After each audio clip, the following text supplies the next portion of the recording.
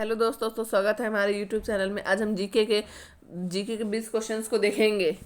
तो चलिए शुरू करते हैं। पहला क्वेश्चन है, इन देशों में कौन सा देश संयुक्त राष्ट्र संघ की सुरक्षा परिषद का स्थायी सदस्य नहीं है। मतलब ये सब जो देश दिया है, इसमें कौन संयुक्त राष्ट्र संघ की सुरक्षा परिषद का स्थायी सदस्य नहीं है। तो इसके ऑप्शंस है फ्रांस, जर्मनी, चीन, यूनाइटेड किंगडम। तो इसका राइट ऑप्शन है ऑप्शन नंबर बी, जर्मनी। जो ये सारे देश है वो जो जर्मनी है वो संयुक्त राष्ट्र संघ का सुरक्षा का स्थायी सदस्य नहीं है। देखिए उसके बाद संयुक्त राष्ट्र संघ की सुरक्षा परिषद में स्थायी सदस्य कितनी है? 5 है। कौन कौन देश है जो संयुक्त राष्ट्र संघ की सुरक्षा परिषद में भाग लेते हैं? चीन, फ्रांस, रूस, ग्रेट ब्रिटेन तथा संयुक्त राज्य अमेरिका। 5 ही देश है जो संयुक्त राष्ट्र संघ की सुरक्षा परिषद में भाग लेते हैं। ये सब अस्थायी सदस्य और जर्मनी अस्थायी सदस्य नहीं है। चलिए अब अगला क्वेश्चन देखते हैं। क्वेश्चन नंबर 2, वह कौन एकमात्र भारतीय है जिसको ब्रिटेन ने लॉर्ड का खिताब दिया था? वह कौन एकमात्र भारतीय है जिसको ब्रिटेन ने लॉर्ड का खिताब दिया था? तो इसके ऑप्शंस है स्वर्ण सिंह, स्वराज पाल, स्वराज लाल और धनराज पाल। तो इसका राइट ऑप्शन है ऑप्शन नंबर सी, स्वराज पाल। ऑप्शन नंबर सी, स्वराज पाल। भारतीय मूल के उद्योगपति स्वराज पाल को कौन थे? भारतीय उद्योग के मूलपति कौन थे? स्वराज पाल को ब्रिटेन में लॉर्ड का खिताब दिया गया था। कितने ईस्वी में? 1996 ईस्वी में इनको लॉर्ड का खिताब गया था। लेबर पार्टी के टिकट पर हाउस ऑफ किस अध्यक्ष पर? लेबर पार्टी के टिकट पर हाउस ऑफ लॉर्ड्स का सदस्य बने और बैरन पॉल की पदवी ग्रहण की। कब इसकी पदवी ग्रहण की? बैरन पॉल की। दिसंबर 2008 में उन्हें हाउस ऑफ लॉर्ड्स का उपाध्यक्ष चुना गया। अब उनको उपाध्यक्ष कब चुना गया हाउस ऑफ लॉर्ड का? 2008 ईस्वी में। तो वह कौन एकमात्र भारतीय है जिसको ब्रिटेन ने लॉर्ड का खिताब दिया था? तो स्वराज पाल को दिया था। अब इसका अगला क्वेश्चन देखिए। क्वेश्चन नंबर 3, भारत में सिलिकॉन घाटी का नाम किसे दिया गया है? भारत में सिलिकॉन घाटी का नाम किसे दिया गया? किसको? तो हैदराबाद है, मुंबई है, बेंगलोर है, चेन्नई है। तो इसका राइट ऑप्शन है option number C, Bangalore. Option number C, Bangalore. Bharat में सिलिकॉन घाटी का नाम किसे दिया गया है? बेंगलोर को। बेंगलोर को भारत की सिलिकॉन वैली या आईआईटी राजधानी के रूप में जाना जाता है। यही कि भारत में सिलिकॉन घाटी का नाम किसे दिया गया है? बेंगलोर को। चलिए अगला क्वेश्चन देखते हैं। क्वेश्चन नंबर 4, रामेश्वरम किस राज्य का हिस्सा है? रामेश्वरम किस राज्य का हिस्सा है? तो इसके ऑप्शंस है आंध्र प्रदेश, तमिलनाडु, केरल। अब तमिलनाडु और केरल, आंध्र प्रदेश, पश्चिम बंगाल, तमिलनाडु और केरल। इसके राइट ऑप्शन है option number C, Tamil Nadu. Tamil Nadu. Rameswaram किस राज्य में पड़ता है? तमिलनाडु के कन्याकुमारी जिले में पड़ता है। आप पूछेगा रामेश्वरम किस राज्य में है, तो पहले तो तमिलनाडु में, और किस जिले में है? तो कन्याकुमारी जिले में। ठीक है, अगला क्वेश्चन देखते हैं। क्वेश्चन नंबर 5, पोखरण 2 मतलब पोखरण द्वितीय परीक्षण कब किया गया था? तो इसके ऑप्शंस है 11 जून 1998 में, 9 जून 1998 में, 11 मई 1998 में, 20 मई 1998 में। तो इसका राइट ऑप्शन है ऑप्शन नंबर सी, 11 मई 1998 में। अब ये किसके द्वारा परीक्षण किया गया था? अब ये जानते हैं। भारत में प्रधानमंत्री इंदिरा गांधी कौन थी? जो हमारा भारत था उसकी प्रथम महिला मुख्यमंत्री कौन बनी थी? इंदिरा गांधी। उन्हीं के कार्यकाल में, मतलब वो जो अपना शासनकाल चला रहे थे 1974 में, पहला परमाणु बम वो परीक्षण किए थे। फिर प्रधानमंत्री अटल बिहारी। अब पहले तो भारत की प्रथम महिला प्रधानमंत्री कौन थी? इंदिरा गांधी। उनका शासनकाल कितने में था? 1974 में। फिर अटल बिहारी वाजपेयी की सरकार ने पोखरण परीक्षण 11 व 13 मई 1998 को किया था। अब समझ में? 11 मई 1998 को किया था। इसी उपलब्धि की याद में प्रत्येक साल 11 मई को राष्ट्रीय तकनीक दिवस मनाया जाता है। अब ये भी पूछेगा राष्ट्रीय तकनीक दिवस कब मनाया जाता है? तो 11 मई को। और राष्ट्रीय तकनीक दिवस किस लिए मनाया जाता है? क्योंकि उसी दिन पोखरण 2 का परीक्षण हुआ था। और किसके शासनकाल में हुआ था? अटल बिहारी वाजपेयी के शासनकाल में हुआ था। चलिए अब अगला क्वेश्चन देखते हैं। Question number 6। Question number 6, grand canyon है। अब ग्रैंड कैनियन क्या है? एक खड्ड है, एक बड़ी तोप है, या एक नदी है, या एक पुरानी तोप है? तो इसका राइट ऑप्शन है ऑप्शन नंबर 1, एक खड्ड है। क्या है ग्रैंड कैनियन? क्या है? एक खड है। ग्रैंड कैनियन संयुक्त राष्ट्र अमेरिका के एरिजोना राज्य होकर बहने वाली एल्गोडो नदी की धारा से बनने वाली खड, मतलब तंग घाटी। तंग घाटी खड को क्या बोला था? पहली बात, ग्रैंड कैनियन क्या है? एक खड है जो तंग घाटी, और ये कहाँ स्थित है? संयुक्त राज्य अमेरिका में। और किस राज्य से होकर निकलती? एरिजोना राज्य होकर बहने वाली कैरोलोडो नदी से की धारा से बनी एक खड तंग घाटी है। समझ में आया? ग्रैंड कैनियन का एक खड एक तंग घाटी है, और ये कहाँ है? संयुक्त राज्य अमेरिका में। क्वेश्चन नंबर 7 देखते हैं। क्वेश्चन नंबर 7 ये देखिए। क्वेश्चन नंबर 7 क्या कहता है? किसी स्थान का मानक रूप निर्धारित करने का आधार होता है। अब किसी स्थान का मानक स्टैंडर्ड टाइम निर्धारित कैसे होता है? तो देखिए इसके ऑप्शन है देशांतर रेखा से, अक्षांश रेखा से, अंतर्राष्ट्रीय तिथि रेखा से, प्रधान मध्याह्न रेखा से। अब किसी भी स्थान का मानक रूप कैसे निर्धारित, स्टैंडर्ड टाइम हम लोग कैसे निर्धारित करेंगे? तो इसके ऑप्शन है, इसके आंसर है देशांतर रेखा से। ऑप्शन नंबर ए देशांतर रेखा। इसका आंसर है ऑप्शन नंबर ए देशांतर रेखा। किसी भी स्थान का मानक रूप निर्धारित करने के लिए देशांतर रेखा की जरूरत होती है। प्रत्येक देशांतर रेखा का मध्याह्न उस समय होता है। अब देखिए जाना है देशांतर रेखा क्या होता है। देशांतर रेखा का मध्याह्न उस समय होता है जब देशांतर रेखा ठीक सूर्य के सामने होता है। सूर्य के सामने कब होगी? यह इस कारण एक ही देश में प्रत्येक देशांतर के साथ समय में 4 मिनट का अंतर होता है। देशांतर रेखा कब होती है? जब सूर्य के सामने होगा तभी देशांतर रेखा होगा। और इसमें हर देश का कितना डिफरेंस रहता है टाइम का? हर 4 मिनट में। जैसे हमारे देश में जितना हो रहा है उसे अगले देश में 4 मिनट का डिफरेंस, 4 मिनट का अंतर रहता है देशांतर रेखा के कारण। किसी स्थान का मानक रूप निर्धारित किया जाता है किसके कारण? देशांतर रेखा के कारण। चलिए अब अगला क्वेश्चन देखते हैं। Question number 8। Question number 8, Bodo निवासी या बोडो कहाँ के निवासी है? तो इसके ऑप्शन है गारो पहाड़ी के, संथाल परगना के, अमेजॉन बेसिन के और मध्य प्रदेश के। कहाँ के निवासी है? गारो पहाड़ी के या संथाल परगना के, अमेजॉन बेसिन के या मध्य प्रदेश के। तो इसका आंसर है ऑप्शन नंबर ए गारो पहाड़ी के। ऑप्शन नंबर ए गारो पहाड़ी के। बोडो जनजाति कहाँ पाई जाती है? पूर्वी भारत में पाई जाती है। अब देखते हैं बोडो पर जनजाति कहाँ पाई जाती है? भारत के पूर्वी भाग में पाई जाती है। और सबसे ज़्यादा किस राज्य में मिलता है? तो ये सब बोडो पहाड़ी किस बोडो जो निवासी कहाँ मिलेगा? असम में, मेघालय में और मिजोरम में। बोडो निवासी, पहली बात क्वेश्चन है बोडो निवासी कहाँ रहते हैं? तो गारो पहाड़ी में। और गारो पहाड़ी भारत के किस भाग में है? तो पूर्वी भाग में। और किस राज्य में है? तो असम में है, मेघालय में और मिजोरम में। क्योंकि भारत के पूर्वी राज्य है असम, मेघालय और मिजोरम में पाई जाती है। चलिए अब अगला क्वेश्चन देखते हैं। क्वेश्चन नंबर 9, पनामा नहर जोड़ती है। पनामा नहर किसको जोड़ती है? किस किस को जोड़ती है? तो इसके ऑप्शन है उत्तरी अमेरिका एवं दक्षिणी अमेरिका को, प्रशांत महासागर एवं अर्ध महासागर को, लाल सागर एवं भूमध्य सागर को, और हिंद महासागर एवं प्रशांत महासागर। अब पनामा नहर किसको जोड़ती है? तो पनामा नहर से प्रशांत महासागर एवं आंध्र महासागर को जोड़ती है। तो इसका आंसर है ऑप्शन नंबर बी। पनामा नहर किसको किसको जोड़ती है? प्रशांत महासागर एवं आंध्र महासागर को। और देखिए जो पनामा नहर है किसको किसको अलग करती है? ये आपसे पहला क्वेश्चन पूछ दिया पनामा नहर किसको किसको जोड़ती है? तो प्रशांत महासागर एवं अंध महासागर को। अब क्वेश्चन ये भी पूछ सकता है पनामा नहर किसको किसको अलग करती है? तो वो अलग करती है उत्तरी अमेरिका एवं दक्षिणी अमेरिका को पनामा नहर अलग करती है। यह अंटार्कटिक महासागर और तथा प्रशांत महासागर को मिलाती है। और ये किसको किसको मिलाती है? अंटार्कटिक महासागर और प्रशांत महासागर को मिलाती है। और इसके दोनों सिरों पर कोलान और पोलाना बंदरगाह स्थित। अब ये भी पूछ सकता है पनामा के दोनों सिरे पर कौन सा बंदरगाह स्थित है? तो कोलन तथा पनामा बंदरगाह स्थित है। अब हमको क्वेश्चन इसमें पता चल गया कौन जोड़ती है कौन अलग करती। तो जोड़ती कौन है? प्रशांत महासागर एवं अंध महासागर। अब पनामा नहर किसको अलग करती है? तो उत्तरी अमेरिका एवं दक्षिणी अमेरिका को अलग करती है। चलिए अब अगला क्वेश्चन देखते हैं। Question number 10।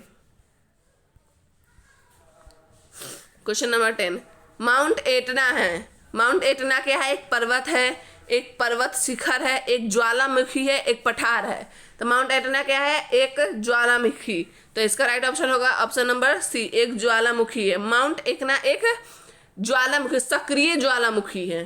जो कहाँ पाई जाती है? यूरोप के इटली देश के सिसिली नामक स्थान पर है। कहाँ है? यूरोप के इटली देश के सिसिली नामक स्थान पर। माउंट एटना क्या है? सक्रिय मतलब बहुत तेज ज्वालामुखी है, जो यूरोप के इटली देश के सिसिली नामक स्थान पर स्थित। अब ये भी पूछ सकता है माउंट एटना ज्वालामुखी कहाँ स्थित है? तो यूरोप के इटली देश के सिसिली नामक स्थान पर स्थित है। चलिए अब अगला क्वेश्चन देखते हैं, क्वेश्चन नंबर 11।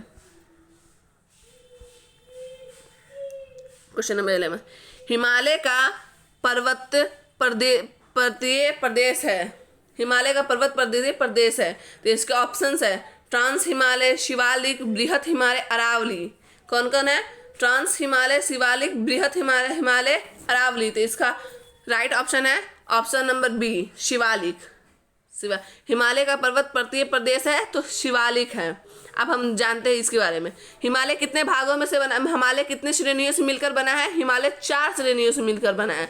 अब पहला क्वेश्चन हो गया, हिमालय कितने श्रेणियों से मिलकर बना है? तो हिमालय 4 पर्वत श्रेणियों से मिलकर बना है, जो एक दूसरे से समांतर फैली हुई है। तो सब जानेंगे जब पर्वत मिलता है तो एक दूसरे से फैली होती है। इनमें पहला है महाहिमालय। अब ये भी पूछ सकता है सबसे पहला कौन है? महाहिमालय। यह सबसे उत्तर की श्रेणी है। अब उत्तर की श्रेणी कौन है? महाहिमालय। दूसरा है लघु हिमालय। दूसरा कौन है? लघु हिमालय। भारत के लगभग सभी स्वास्थ्यवर्धक स्थान इसी हिमालय पे, मतलब क्या, जैसे जड़ी बूटी बनता है तो कहाँ? हिमालय पे ना मिलता है, तो वही जो स्वास्थ्यवर्धक स्थान इसी हिमालय पे है। तीसरा है ट्रांस हिमालय। यह मुख्यतः तिब्बत में फैला हुआ है। ट्रांस हिमालय कहाँ फैला हुआ है ये भी पूछ सकता है, तो तिब्बत में। और चौथा है शिवालिक। शिवालिक यह मुख्यतः हिमालय के दक्षिण में स्थित है। यह कहाँ स्थित है? दक्षिण में। और कम ऊंची होने के कारण इसे पर्वत पर्वतीय प्रदेश भी कहा जाता है। कम ऊंची शिवालिक हिमालय का पर्वत प्रदेश कौन है? तो शिवालिक, क्योंकि ये कम ऊंचा है इसलिए इसको शिवालिक हिमालय का पर्वत प्रदेशीय है। अब ये जान गए हिमालय कितने श्रेणियों से मिलकर बना है? तो 4 श्रेणी से। कौन कौन श्रेणियों से? पहला है महाहिमालय, दूसरा है लघु हिमालय, तीसरा है ट्रांस हिमालय और चौथा है शिवालिक। शिवालिक कम ऊंचा होने के कारण पर्वत पर्वतीय प्रदेश है। चलिए अब अगला क्वेश्चन देखते हैं, question number 12। Question number 12, Bharat का सबसे बड़ा रबर उत्पादक राज्य है। मतलब भारत में सबसे ज्यादा कहाँ रबर का उत्पादन होता है? तो इसके ऑप्शंस है आंध्र प्रदेश, कर्नाटक, केरल, तमिलनाडु। तो इसका राइट ऑप्शन है option number C, Kerala. Right option है option number C, Kerala. Bharat में सबसे ज्यादा रबर का उत्पादक कौन राज्य करता है? तो केरल। भारत का मुख्य मतलब सबसे ज्यादा कहाँ से करता है? केरल। यह पूरा भारत का 90% खुद, मतलब पूरा देश में जो 100% मिला 90% सिर्फ केरल ही रबर का उत्पादन करता है। केरल के अलावा तमिलनाडु, केरल के अलावा कौन कौन राज्य है जो इसका उत्पादन करते हैं? तमिलनाडु, कर्नाटक और अंडमान निकोबार द्वीप समूह में इसका उत्पादन होता है। भारत में पहला कृत्रिम रबर खाना, मतलब कृत्रिम हाथ से बनाया जा रहा रबर खाना कब स्थापित किया गया था? 1955 में। और कहाँ किया गया था? बरेली में। ये भी क्वेश्चन पूछा जा सकता है, भारत में पहला रबर खाना कब स्थापित किया गया? तो 1955 में। कहाँ किया गया? तो बरेली में। सबसे ज़्यादा भारत में रबर का उत्पादक राज्य कौन है? तो केरल। कितना प्रतिशत उत्पाद करता है? तो 90%। तो इस रबर के बारे में जितनी बात थी सारी बात मैंने बता दी। अब चलिए आगे देखते हैं, क्वेश्चन नंबर 30। आम्रवर्षा। आम्रवर्षा क्या? अब ये देखना है, इसको देखिए अच्छे से। आम्रवर्षा क्या है? आम्रवर्षा को हिंदी में क्या बोलेंगे? आमों की वर्षा क्या है? तो इसमें आमों की बौछार होती है, आम का टपकना, आम टपकता है। एवं बिहार एवं बंगाल में मार्च अप्रैल में होने वाली वर्षा, आम की फसल। अब आम्रवर्षा क्या है? तो आम्रवर्षा होगा ऑप्शन नंबर सी, जो बिहार एवं बंगाल में मार्च अप्रैल में होने वाली वर्षा। अब हम लोग भी जानते हैं सबसे ज़्यादा लीची कहाँ उत्पादक होता है? सबसे ज़्यादा भारत में होता है। अब भारत के किस जिले में होता है बताइए? पहले तो किस राज्य में पूछेगा, तो बिहार में। किस जिले में? तो मुजफ्फरपुर में। बहुत फेमस है लीची, मुजफ्फरपुर का लीची बहुत ज़्यादा फेमस है, इसको शाही लीची भी बोला जाता है। इसलिए आम्रवर्षा क्या होगा? बिहार एवं बंगाल में मार्च अप्रैल में होने वाली वर्षा को क्या बोलते हैं? आम्रवर्षा। उसके भारत में मानसून जून माह से सितंबर तक सक्रिय था। मानसून कब स्टार्ट होता है भारत में? जून से सितंबर तक। लेकिन मार्च अप्रैल में जो होती है वो सूर्य की उपस्थिति में कर्क रेखा के आसपास हो जाता है, जिससे पृथ्वी का तापमान बढ़ जाता है। और धूल भरी आंधियाँ चलने, इस मौसम में सब कितने अप्रैल में मार्च अप्रैल में अजीब सा मौसम हो जाता है, धूल चलने लगती है और इन्हीं चक्रवाती हवाओं के कारण जो वर्षा होती है उसे आम्र वर्षा कहता है। आम्र वर्षा का यही मतलब हो गया बिहार एवं बंगाल में मार्च में होने वाली वर्षा। और इसी वर्षा में आम का उसके बाद आम का सीजन आ जाता है। चलिए अब अगला क्वेश्चन देखते हैं, क्वेश्चन नंबर 40।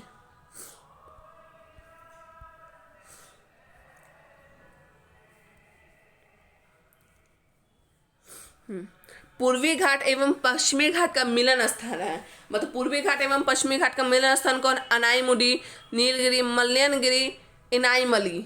इनाईमली, तो इसका राइट ऑप्शन होगा option number B, Nilgiri. Nilgiri, पूर्वी घाट एवं पश्चिमी घाट का मिलन स्थान कहाँ है? नीलगिरी। अब देखिए, पूर्वी घाट भारत के दक्षिणी में पूर्वी समुद्र तट के समांतर पर फैले हुए हैं, जबकि पश्चिमी घाट भारत के पश्चिमी समुद्री तट के सहारे फैला। पूर्वी घाट भारत में कहाँ फैला हुआ है? दक्षिणी समुद्री तट पे।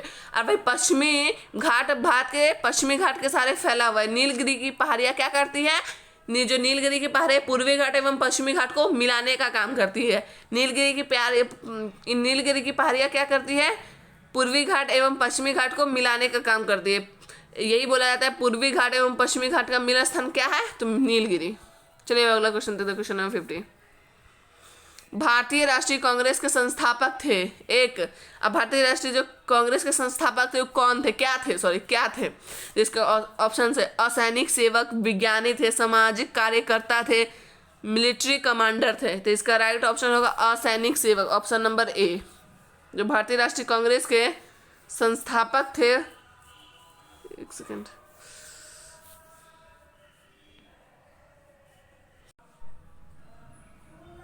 हाँ, तो इसका राइट ऑप्शन है ऑप्शन नंबर ए, असैनिक सेवक। असैनिक सेवक,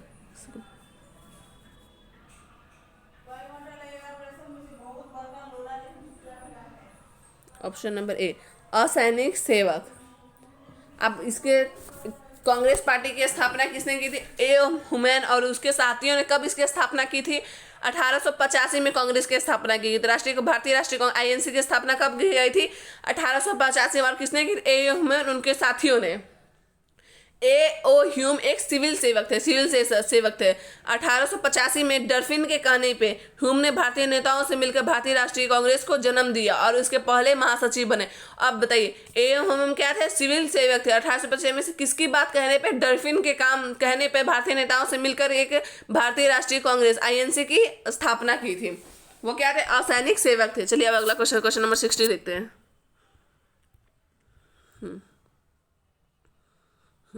क्वेश्चन नंबर 60 क्या कहता है? भगत सिंह, राजगुरु तथा सुखदेव को फांसी दी गई मार्च, मतलब भगत सिंह, राजगुरु तथा सुखदेव को फांसी कब दी गई? मार्च कितने ईस्वी में? तो इसके ऑप्शंस है 1911 ईस्वी में, 1921 ईस्वी में, 1931 ईस्वी में और 1941 ईस्वी में। तो इसका राइट ऑप्शन है ऑप्शन नंबर सी, 1931 ईस्वी में। 1931 भगत सिंह, राजगुरु तथा सुखदेव को फांसी कब दी गई? मार्च 1931 ईस्वी में। यह क्यों दिया गया? यह फांसी क्यों दिया गया? तो लाहौर षड्यंत्र केस के कारण भगत सिंह, राजगुरु तथा सुखदेव को फांसी दी गई 1931 ईस्वी में मार्च में, लाहौर षड्यंत्र के कारण। चलिए अब अगला क्वेश्चन देखते हैं, क्वेश्चन नंबर 70। क्वेश्चन नंबर 70 क्या है? लंदन में जनरल डायर को किसने गोली मारी थी? लंदन में जनरल डायर को किसने गोली मारी थी? इसके ऑप्शन है बीसी पाल ने, खुद्दीराम बोस ने, मदन लाल ने, उधम सिंह ने। तो इसका राइट ऑप्शन है option number D, Udham Singh ने।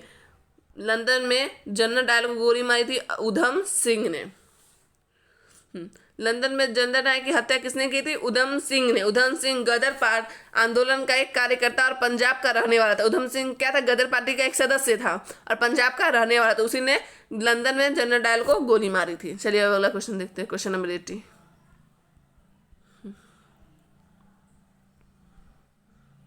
स्वराज पार्टी की गठन की असफलता के बाद हुआ। स्वराज पार्टी का जो गठन उसकी असफलता के बाद क्या हुआ? तो असहयोग आंदोलन, भारत छोड़ो आंदोलन, सिविल नाफमानी आंदोलन, स्वदेशी आंदोलन। तो इसका राइट ऑप्शन है ऑप्शन नंबर ए, असहयोग आंदोलन। स्वराज पार्टी की गठन की मतलब स्वराज पार्टी जब बनाया गया तो वो भी असफल रहा, तो कौन सा आंदोलन शुरू हुआ? असहयोग आंदोलन। अब स्वराज पार्टी का गठन कब किया गया? 1923 में। और किसने किया था? मोतीलाल नेहरू ने। मोतीलाल नेहरू तो पंडित जवाहरलाल नेहरू के पिता थे। स्वराज पार्टी का गठन कब किया गया था? 1923 ईस्वी में। और किसने किया? मोतीलाल नेहरू ने और देशबंधु चित्तरंजन दास ने किया। जब असहयोग आंदोलन अपने चरण पे था उस समय चौरा चौरी नामक स्थान पर एक हिंसक कार्रवाई से नाराज होकर गांधी जी ने असहयोग आंदोलन वापस ले लिया था। अब चौरा चौरी क्या था? चौरा चौरी में क्या हुआ था? असहयोग, पहले तो देखते हैं इसमें, स्वराज पार्टी का गठन जब असफल हो गया तो असहयोग आंदोलन स्टार्ट हुआ। स्वराज पार्टी का गठन 1923 ईस्वी में किसने किया? मोतीलाल नेहरू और चित्तरंजन दास ने किया। जब असहयोग आंदोलन शुरू ही हो रहा था तो चौरा चौरी जगह है एक पुलिस थाना, उसमें जितने कम से कम 20 या 30 कर्मचारी थे उसी में पेट्रोल जला के उसमें आग लगा दिया गया। इसी के कारण गांधी जी निराश हो गए और उसने असहयोग आंदोलन वापस ले लिया। चलिए अब अगला क्वेश्चन देखते हैं। चौरा चौरी हत्याकांड भी पढ़े होंगे। चलिए, उसी में पुलिस कर्मियों को जिंदा जला दिया गया, पूरे पुलिस थाने में आग लगा दी गई। चलिए अब अगला क्वेश्चन देखते हैं। Question number 90। Question number 9, INA की स्थापना हुई। आईएनए की स्थापना कहाँ हुई? तो इसके ऑप्शन है बर्मा में, जापान में, सिंगापुर में, इंग्लैंड में। तो इसका राइट ऑप्शन है ऑप्शन नंबर बी, जापान में। जापान में आईएनए की स्थापना हुई थी। आईएनए का मतलब क्या हुआ? Indian national army. आईएनए का मतलब क्या हुआ? इंडियन नेशनल आर्मी, मतलब आज़ाद हिंद फौज की स्थापना कहाँ हुई थी? जापान में। इसके कैप्टन कौन थे?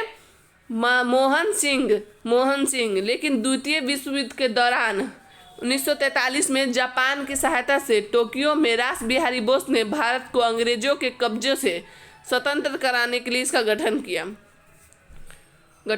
इस सेना गठन में कैप्टन मोहन सिंह, रास बिहारी बोस एवं चित्तरंजन सिंह गिल ने महत्वपूर्ण भूमिका निभाई।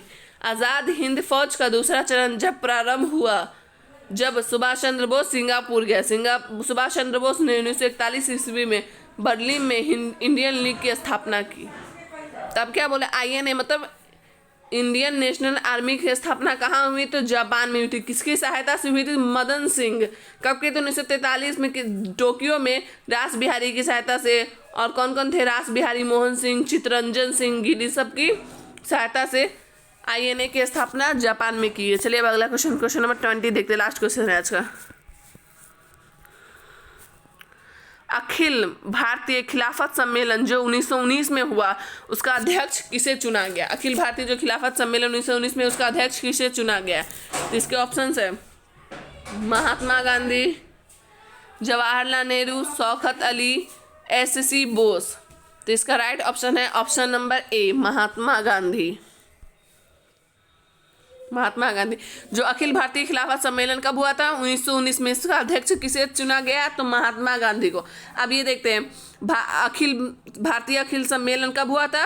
23 नवंबर 1919 को। कहाँ हुआ था? दिल्ली में खिलाफत आंदोलन सम्मेलन हुआ जिसके अध्यक्ष किसे चुना गया? महात्मा गांधी।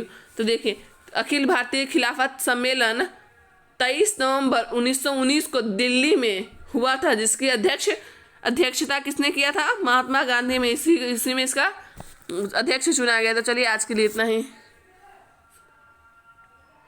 अगले दिन और क्वेश्चंस को देखेंगे।